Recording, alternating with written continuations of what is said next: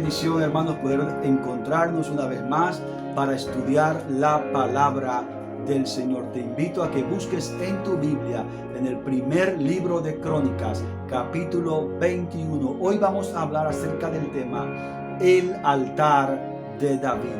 Pero primero, adoremos juntos al Señor y luego regresemos para el estudio de la palabra de Dios. Señor, creemos que eres el Dios de lo imposible y hoy te adoramos por tu majestad, por tu soberanía, porque tienes el control de toda situación. Jesucristo, reinas con poder, soberano, victorioso Rey. Ni la muerte pudo detener tu poder para vencer. Dios de lo imposible, te adoramos, eres invencible, soberano, tuya es toda la gloria, tuyo es todo el honor. Jesucristo, reinas con poder, soberano, victorioso Rey. Ni la muerte pudo detener tu poder para vencer. Dios de lo imposible, te adoramos, eres invencible, soberano, tuya es toda la gloria, tuyo es todo el honor. Tuya es toda la gloria, Señor, tuyo es todo el honor, tienes todo bajo control, Señor. No hay nada imposible, no hay nada imposible para ti, Señor. Tú eres el Dios de lo imposible, Señor. No hay enfermedad, no hay problema, Señor, ninguna circunstancia que sea más grande que tú, Señor. Tienes poder para vencer, Jesús. Confiamos en ti, Señor.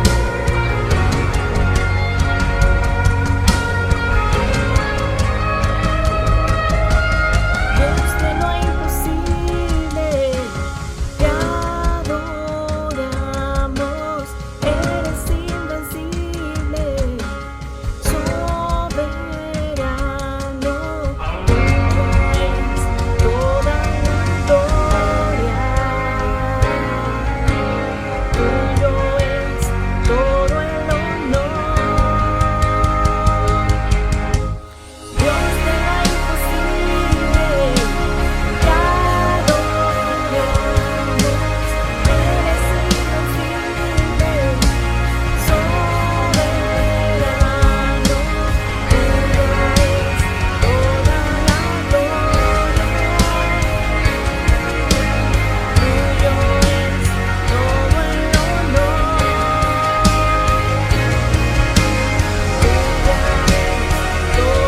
gloria,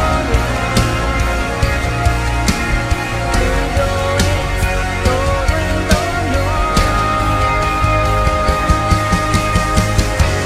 Tuya es toda la gloria, Señor, todo el honor.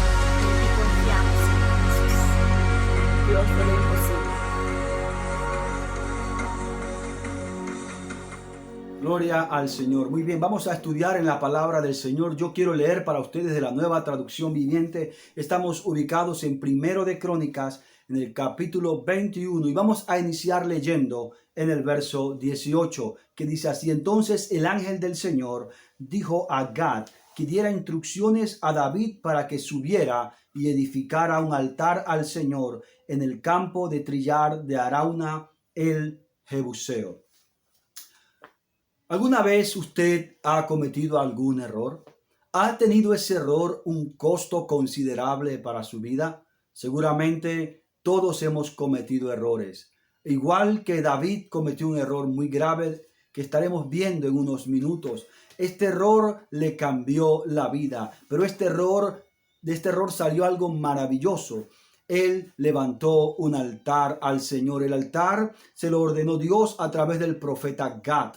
¿Sí? Y lo construyó el altar en el campo de trillar de Arauna el Jebuseo. Y este lugar cobra una importante significancia para nosotros porque allí posteriormente se edificó el templo de Salomón. Así que allí donde él construyó este altar, allí se levantó posteriormente el templo de adoración al Señor. Ahora, altar significa comunión con Dios. Altar implica consagración. Altar significa búsqueda, establecer sacrificios, oraciones y además mantener un contacto con el Señor. ¿Sí? Y David levantó un altar. Y nosotros, estimados hermanos, no podemos vivir sin comunión con Dios. Nosotros, al igual que David, sin importar la razón, tenemos que levantar altar al Señor. Y hoy quiero hablarte del altar de David, su origen, las bases de este altar. Y en tercer lugar, quiero hablarte acerca de las enseñanzas que nos deja el altar de David. En primer lugar, vamos a ver el origen del altar de David. Este altar tuvo su origen en una tragedia. La tragedia tuvo que ver con un censo que hizo el rey David. Por ejemplo, en el verso 1 al 2 leemos lo siguiente: Satanás se levantó contra Israel y provocó que David hiciera un censo del pueblo de Israel. De modo que David le dijo a Joab y a sus comandantes del ejército: hagan un censo de todo el pueblo de Israel, desde Beerseba en el sur hasta Dan en el norte, y tráiganme un informe para que yo sepa cuántos son. Notemos que David tuvo la idea de levantar un censo al pueblo. El cronista establece que fue realmente Satanás quien provocó a David. Lo que está diciendo es que muy probablemente utilizó lo que ya David había decidido en su corazón. El diablo se valió de eso para llevarlo a levantar este censo. Y se preguntará usted, ¿qué de malo tiene un censo? Pues bien, hay varias razones que nosotros podemos esgrimir al respecto. En primer lugar, el censo estaba más bien basado en el orgullo del rey.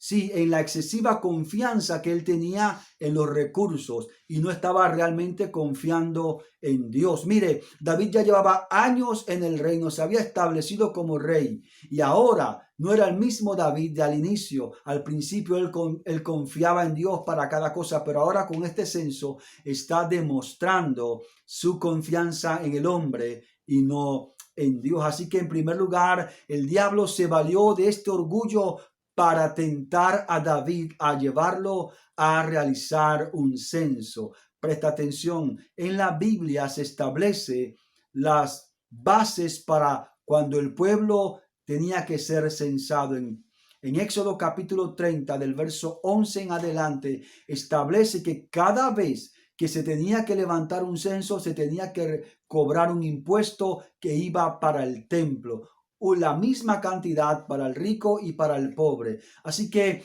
el censo tenía que ver más que todo con el servicio a Dios y el sostenimiento del templo. David en ningún momento quería levantar este censo para beneficiar al santuario del Señor. Más bien aparenta que lo que quería hacer no solamente saber con cuántos hombres de guerra él contaba, sino también poder tener impuestos para su reino. Y esto, por supuesto, desagradó al Señor y como consecuencia ocurrió una plaga. En el verso 14 dice, por lo tanto, el Señor mandó una plaga sobre Israel y como consecuencia murieron 70,000 personas. Note esto, 70,000 personas murieron. ¿Sabe? Cuando David le comunicó la idea a sus generales y a los hombres que iban a llevar a cabo este censo,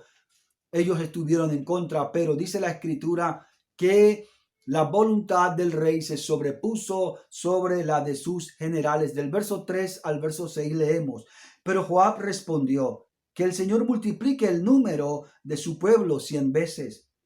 ¿Por qué pues, mi señor el rey, quiere usted hacer tal cosa? ¿Acaso no son todos servidores suyos? ¿Por qué hará que Israel caiga en pecado? Sin embargo, el rey insistió en que levantaran el censo. Así que Joab viajó por todo Israel para contar al pueblo. Luego regresó a Jerusalén y le informó a David el número de personas. Había en todo Israel 1,100,000 guerreros que podían manejar una espada y 470,000 en Judá. Pero Joab no incluyó a la tribu de Leví y Benjamín en el censo, porque estaba muy afligido por lo que el rey había ordenado hacer. ¿Sabe? Según la Biblia, este censo duró aproximadamente 9 meses. Joab estaba muy en contra de este censo porque él sabía las repercusiones que podía esto tener. No obstante, obedeció la voluntad del rey y desde una frontera hasta la otra estuvo contando. En Israel contó a 1,000,000 de hombres mayores de 20 años que podían tomar espada y en Judá a 470,000 guerreros. No contó a la tribu de Leví porque ellos eran sacerdotes dedicados a la adoración al Señor y tampoco contó a la tribu de Benjamín, que para ese entonces estaba muy diezmada y era la más pequeña de todas las tribus. ¿Cuál fue pues el resultado de este censo? Dice el verso 7, Dios se disgustó mucho por el censo y castigó a Israel por haberlo levantado. Note, quiero ver que este censo nació en el corazón de David, instigado por Satanás por cuanto él quería hacerle daño al pueblo de Dios.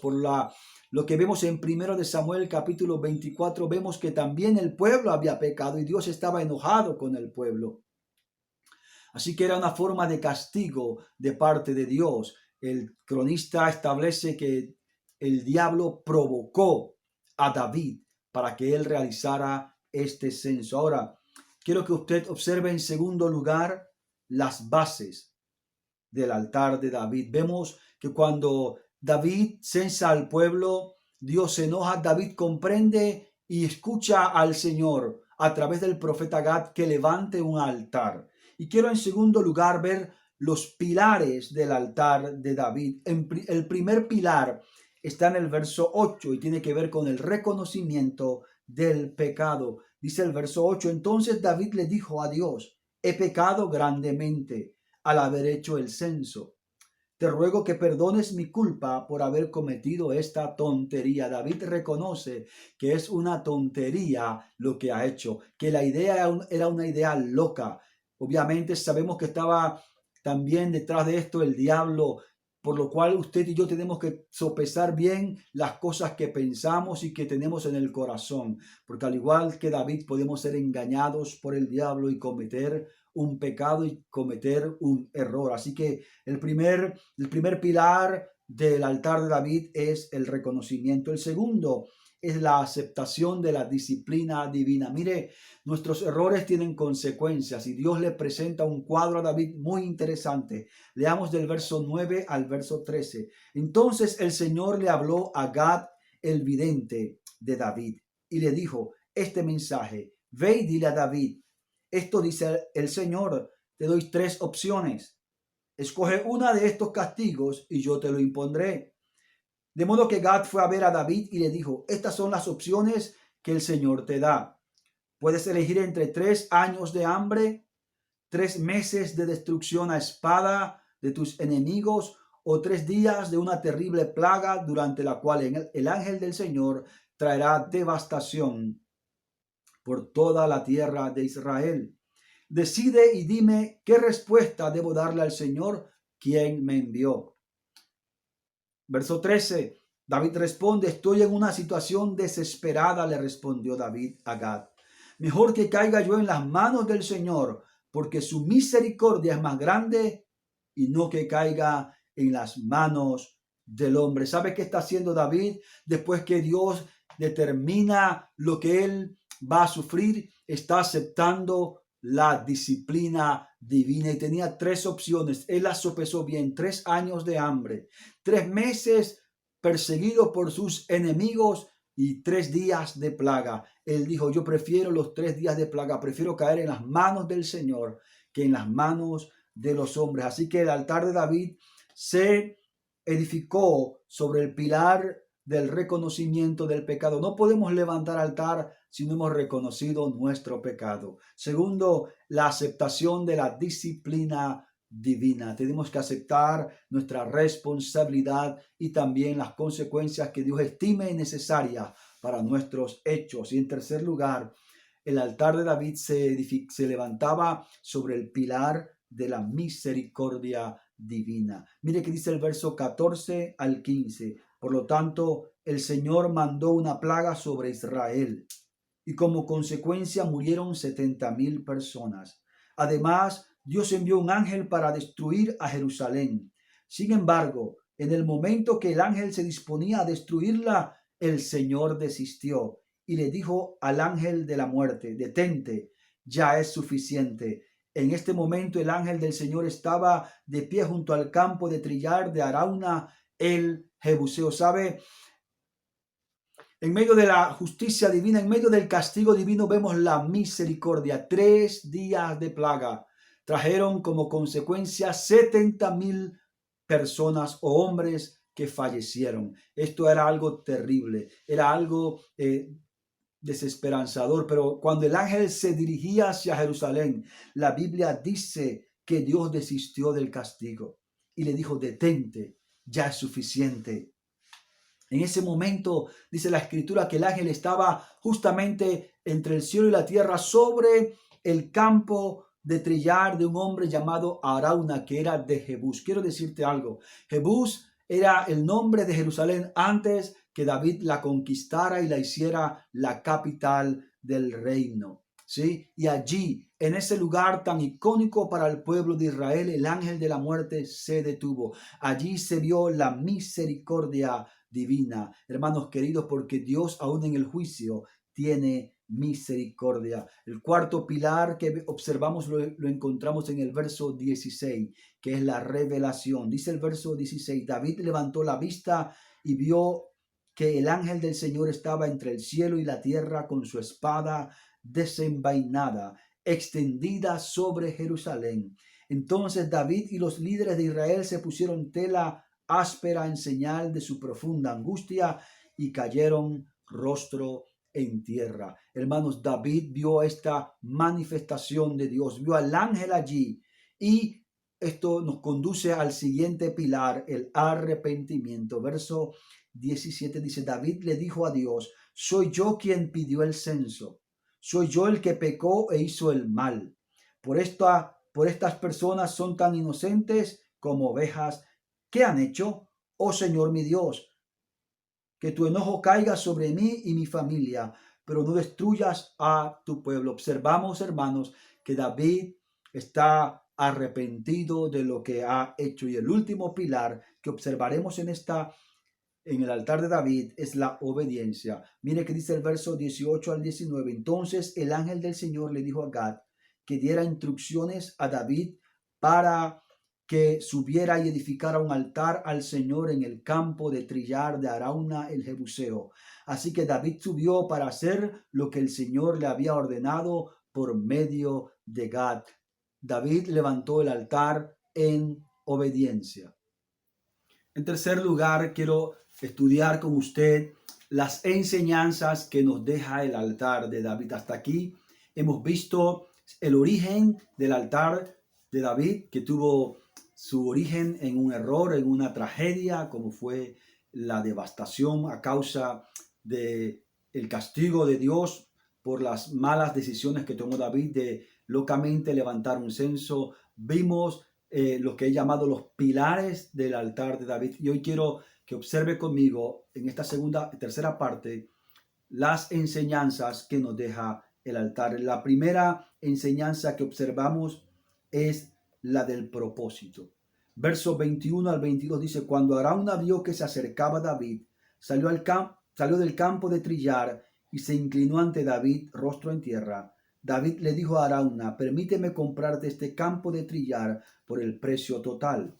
Así podré edificar allí un altar al Señor para que detenga la plaga. El propósito por el cual David quería comprar ese campo de trillo era justamente para levantar un altar para que se detuviera la plaga. Así que lo que vemos aquí, el propósito de David, nos dice que David compró este altar, este terreno, este campo de trillar, el campo por 600 monedas de oro.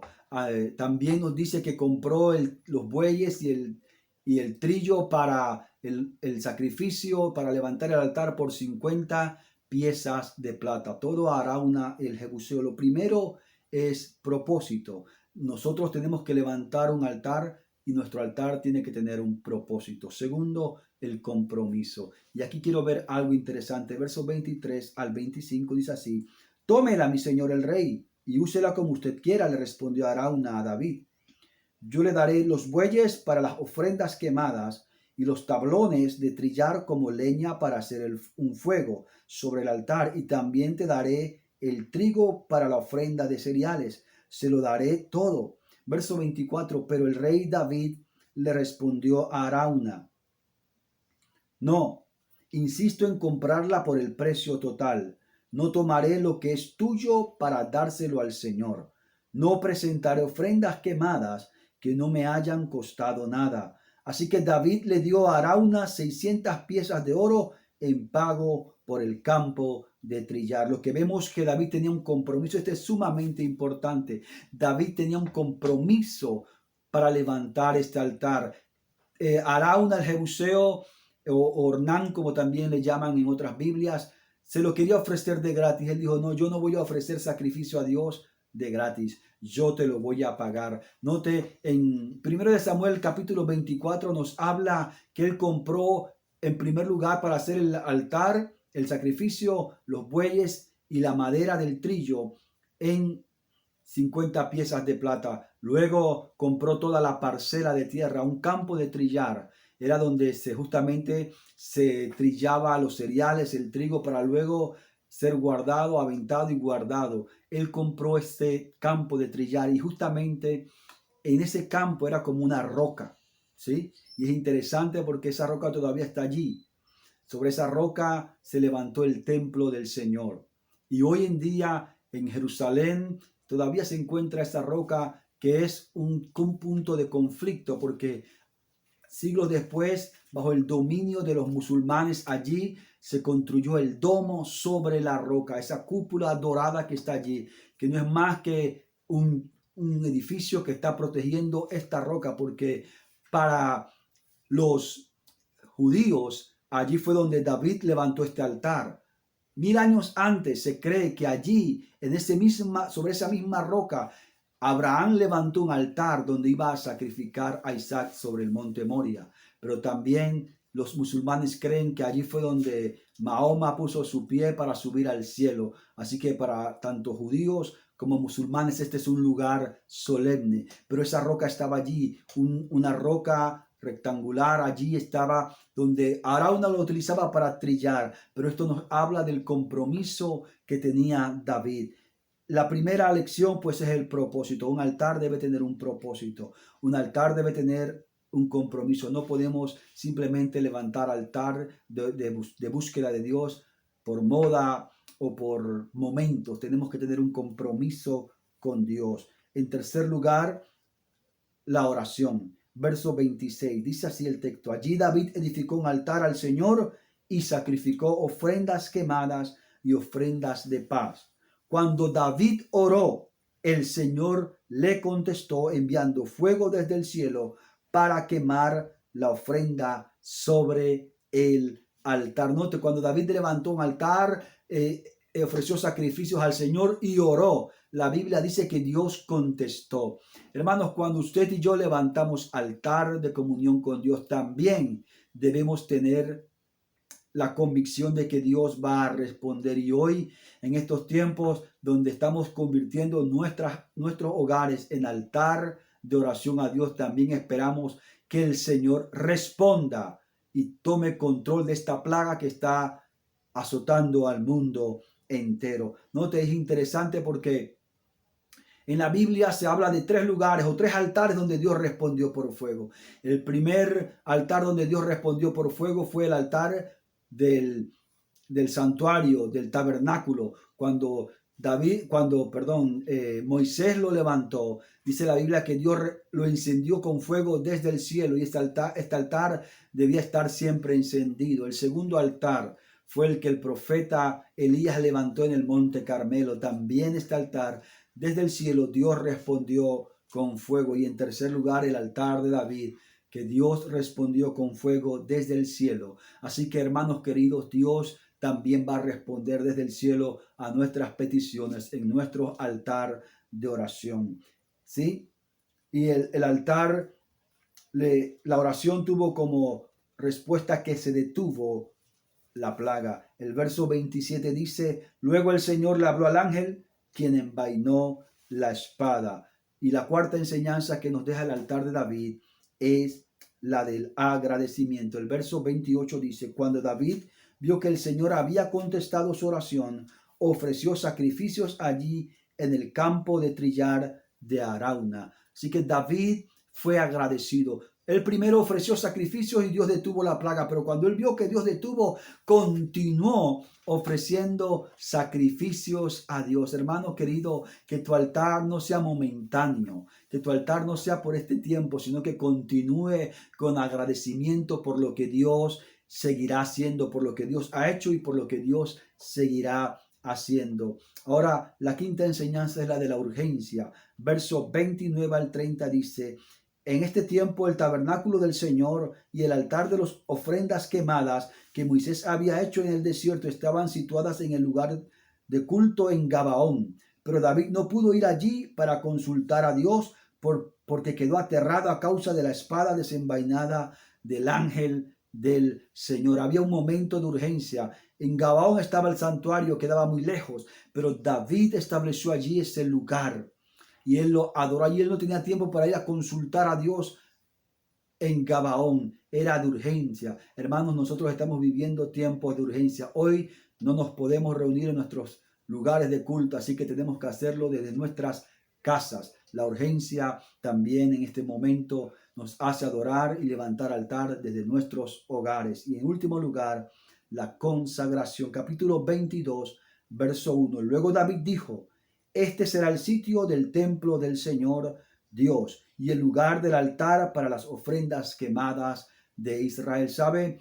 David, al ver el ángel, al ver la plaga, la contestación divina, decidió establecer ese lugar, la era de Arauna o de Ornán el Jebuseo, como la futura ubicación del templo al Señor. Y allí se estableció. Años después, Salomón, su hijo, construyó en ese lugar el santuario al Señor. Hubo consagración. ¿Sabe, hermano? Es muy importante que nosotros levantemos altar y que hagamos una consagración a Dios, que consagremos nuestras vidas, que honremos nuestras vidas, que dediquemos nuestras vidas al servicio al Señor. Que Dios te bendiga. Miren, hermanos, para culminar, quiero simplemente recordar que el altar de David nos da una enseñanza, nos da las bases para que nosotros levantemos nuestros altares, y también nos enseña que no importa la situación o la circunstancia en la cual nosotros levantamos altar, es posible sacar de un error, de una tragedia, una bendición, una futura bendición. Quiero orar en este momento por el pueblo de Dios. Padre Celestial, bendice a tus hijos, Señor. Y tomamos control en este tiempo y te pedimos, Señor, que tú nos bendigas a tu pueblo y nos guarde de esta tragedia que estamos viviendo. Te pedimos también, Dios Todopoderoso, que escuches nuestras oraciones y contestes desde el cielo, trayendo sanidad y liberación a las naciones de la tierra. Padre Celestial, bendícenos, ayúdanos, Señor, y fortalécenos en este tiempo de aislamiento, de confinamiento. Fortalece nuestra fe, Padre Celestial, y que de este tiempo, como iglesia, como discípulos, salgamos fortalecidos, bendecidos, con una convicción de que te servimos a ti, no por lo que tú nos das, sino por quien tú eres. Te damos gracias, Señor, en tu nombre. Amén. Y amén. Hermanos, que Dios les bendiga. Nos vemos en la próxima emisión.